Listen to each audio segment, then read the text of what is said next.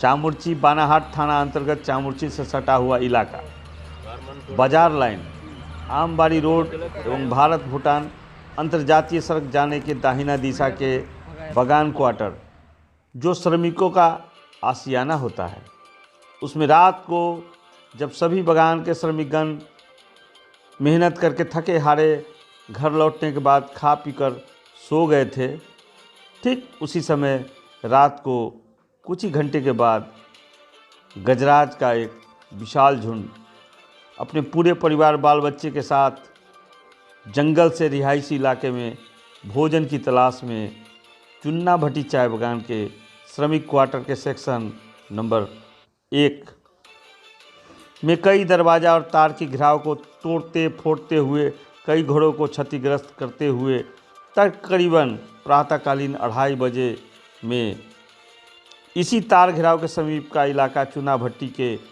93 number section में घुसते हुए बगान की एक महिला श्रमिक कर्मी उरांव, जिसका उम्र 59 के आसपास है, उसके घर के आंगन में गजराज अपने पूरे परिवार के साथ चहलकदमी करते हुए आगे पीछे उनके सामानों को तहस नहस करने में लग गए।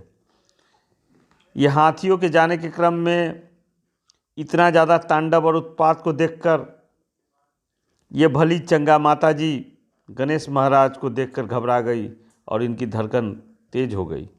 परिवार के लोग भी भयभीत हो गए। देखते देखते इनके हृदय की गति तेज हो गई और अचानक उनके हृदय की गति रुक जाने से उनका मौत हो गया। क्या कहें, परिवार के लोग घबरा कर रोने लगे।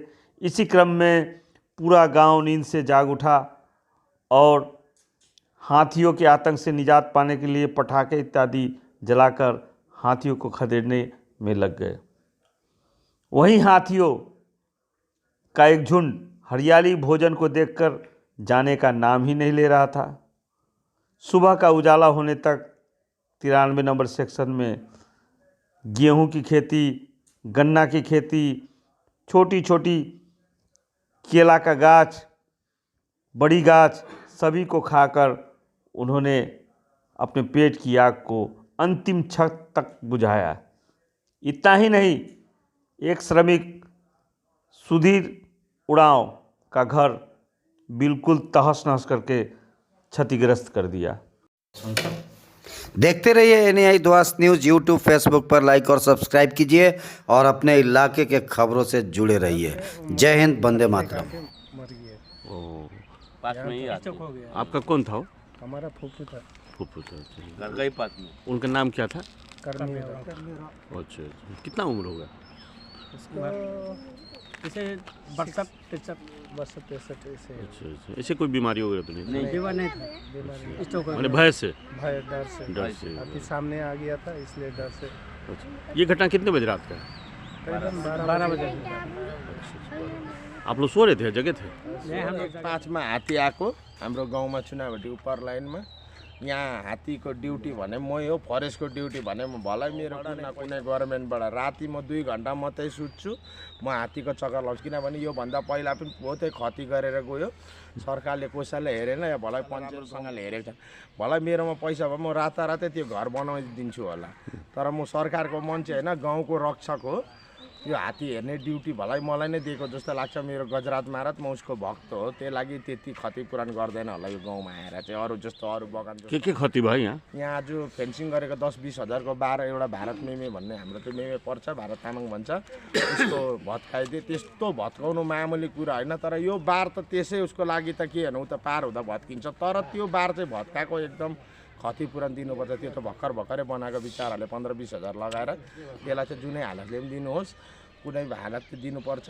र यहाँ लाइटको पुरा व्यवस्था दिनुहोस्। चारैपट्टि लाइट छैन, यहाँ अन्धकार हुन्छ व्यवस्था। हिँड्दाखेरि पनि कोही हात्ती छ भने पनि त्यो मर्छ, तर धन्न मरेको छैन। हाम्रो गाउँको मान्छेहरू अरू जस्तो बगान जस्तो मरेको छैन, तर हाम्रो गाउँमा पुरा लाइट दिनुपर्छ। कसैले पनि सहयोग गर्दैन, यत्रो जितेर बसिरहेछ। यो लाइट दिनुमा के चाहिँ कति छ होला? सोलरका दाम 1000 रुपियाँ पनि पर्दैन होला। राम्रो लाइट दिँदैन, नपटेका दिन्छ। यहाँ के छैन, कसैको हातमा लाइट दिँदैन, व्यवस्था छैन।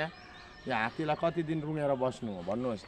धन्न गजराज महाराजको भक्त छ भनेर धन्न ऊ आफ्नो आफ्नो बाटो लिएर हिँड्छ। यहाँ सालमा एकपल्ट गणेश चौथी हुन्छ, आजकल उसको पुरा गान गाउँछ हामीहरू। तपाईँको भन्दा चाहिँ के चाहिँ यो ମାନେ समस्या चाहिँ समाधान कसरी हुने हो? समाधान चाहिँ यस्तो गर्नु, जस्तो आउने साथ फरेस्ट पनि टाइम टेबल आइदियोस्, कसैको घर क्षति नहोस्, कोही पनि यहाँ गाउँको यस्तो नमरोस्, मेरो भनाइ चाहिँ छ। किनभने फति भएर मऱ्यो भने पछाडि कसैले भगवान् नसोचेर के गरिदियो भने त्यो पनि हुनसक्छ। तपाईँको नाम? मेरो केस के भयो हिजो? हिजोको घटना त अब हामीलाई त थाहा छैन। हुँदा हुँदा अब बिमारी मान्छे, अब बिहान हेर्दाखेरि त गजराज महाराजले हाम्रो गाउँमा क्षतिपूरण गरेको छ। भारत तामाङ भन्ने भाइको घरमा फेन्सिङ उसको तोडेर पार भएर चाहिँ बगानपट्टि लागेर गयो।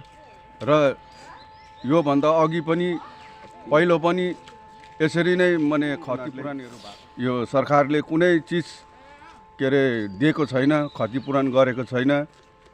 र हामीहरूलाई सबभन्दा छिटो चाहिँ लाइनको व्यवस्था हेलोजिन भए पनि गाउँमा अघि केशर भाइले भनिहाल्यो, त्यो व्यवस्था हामीहरूलाई गरिदियो भनेदेखि चाहिँ राम्रो हुन्छ भनेर चाहिँ हामी पूर्ण आशा राख्दछौँ।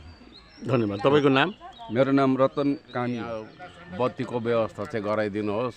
हाम्रो यो किनारी लाइनमा बगान छेउमा कुनै बत्तीको यो छैन, अन्धकार हुन्छ र सरकारले यो चाहिँ कुनै व्यवस्था चाहिँ गरिदिनुपर्छ। केशर भाइले जो भनिहाल्यो, रतन सारोले जो भनिहाल्यो, त्यही कुरोमा यो छौँ हामी चाहिँ। हजुरको नाम?